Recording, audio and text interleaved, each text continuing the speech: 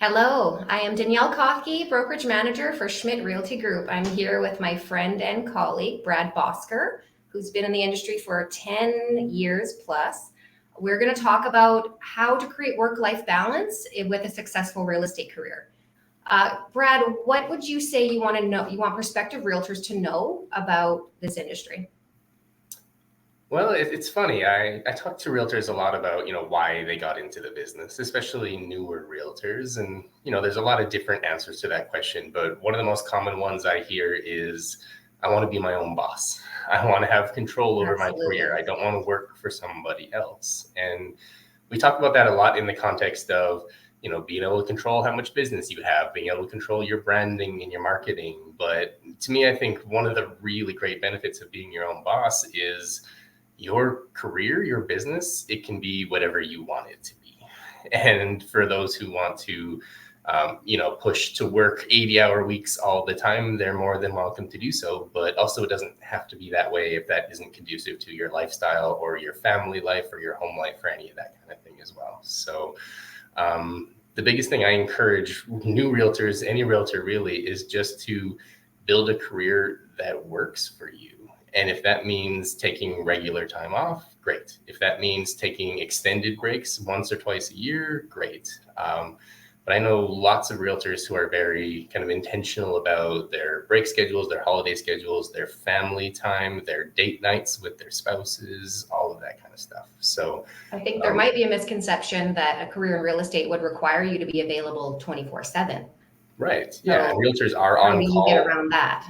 Yeah, exactly. Realtors are on call all the time. And that can be one of the most challenging parts of the business, right? Almost every career, almost every job involves regular days off, scheduled Mhm. days off. And we don't have that unless we make that for ourselves.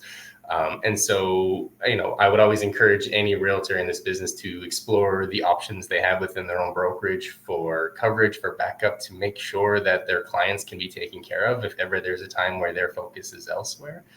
But then once you have that in place, it can be whatever you want it to be, right? So for me, I take a day off a week. I work a lot on weekends, like a lot of realtors do. So for me, Wednesday is I'm unplugged, I'm at home, I get to be a parent, and I get to focus on Like being a real person. yeah, like Yeah. regular people do on Saturdays. I've just Yes. made the choice to shift it to a different day of the week. Yeah. I take often a month off a year just to truly unplug, especially to mentally unplug, and sometimes travel somewhere exotic if I have the opportunity. And I don't necessarily need to ask for permission to do these things. I just need to make sure my clients are taken care of, make sure my Exactly. business has a seamless transition, And right? you've done a lot of traveling. That's kind of your thing. Yeah. And it works really well to love to travel or to have hobbies or anything else like that and be in real estate, as long as you make it happen for yourself. Because if you don't, then it isn't going to happen. But it's surprisingly easy, if you're careful about it, to completely and totally step away. And I'll say one thing I've noticed is when I do step away, especially for an extended period, it can take a good 3, 5 days, sometimes even a week to feel unplugged, to feel To like my really phone's not unplug. vibrating Mhm. every 10 minutes. And there's Yeah. a real freedom in that kind of unplug. I've left my phone at home before, which Wow. is an immense amount of freedom for a realtor. Crazy.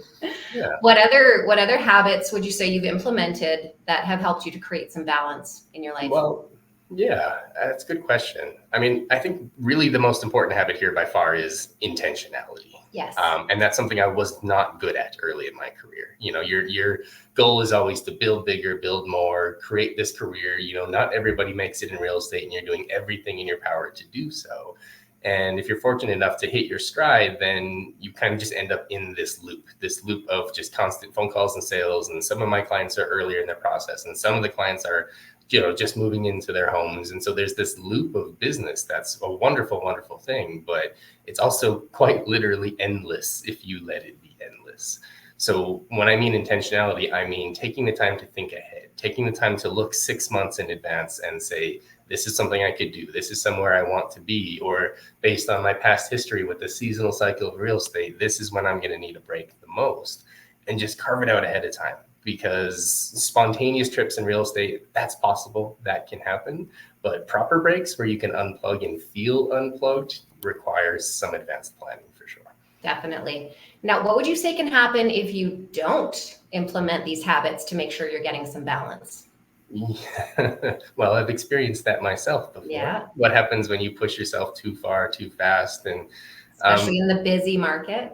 yeah, I mean, for lack of a better metaphor, I'll say real estate can be a whirlpool if you're not careful. And I don't mean it sucks you in and spits you out again. I just mean that real estate involves a lot of your energy. A lot of the times it involves all of your energy, and that can pull you in. And sometimes you hit this point of physical exhaustion, but more realistically, mental exhaustion. And it can take a while to realize just how far in you are before you realize that you need a break, before you realize so if you haven't worked in these regular breaks, then you're going to get there faster. Exactly. Yeah. And so taking the time to recognize that those breaks are going to have to happen, but also to take the time to recognize, I'm going to be deep in that whirlpool by July of this year. Maybe that would be a good time to separate myself for a second and take a breath and travel and sit at home and watch Netflix for a week, or spend time with your kids. There's no set rule on what a break needs to look like. Just do something that brings you back recharged. And also, wouldn't you say that you being in the whirlpool would affect your clients as well?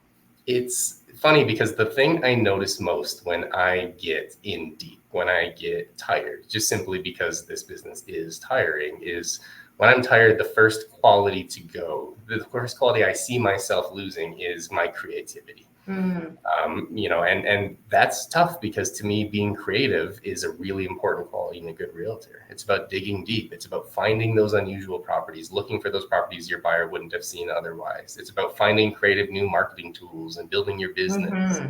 If creativity goes, you go on autopilot, and you can do this business on autopilot. But I think my clients, your creativity is what sets you apart. Yeah, my clients are better to have me when I'm rested and creative and enthusiastic and ready to go. And if that means a rested, creative, enthusiastic colleague or somebody else steps in to be me for a while, as long as that's a seamless transition, then I come back rested and creative, and our clients are just getting the best service they could possibly get. Excellent. Well, thanks for taking some time with me today, Brad. We'll see you guys on the next video.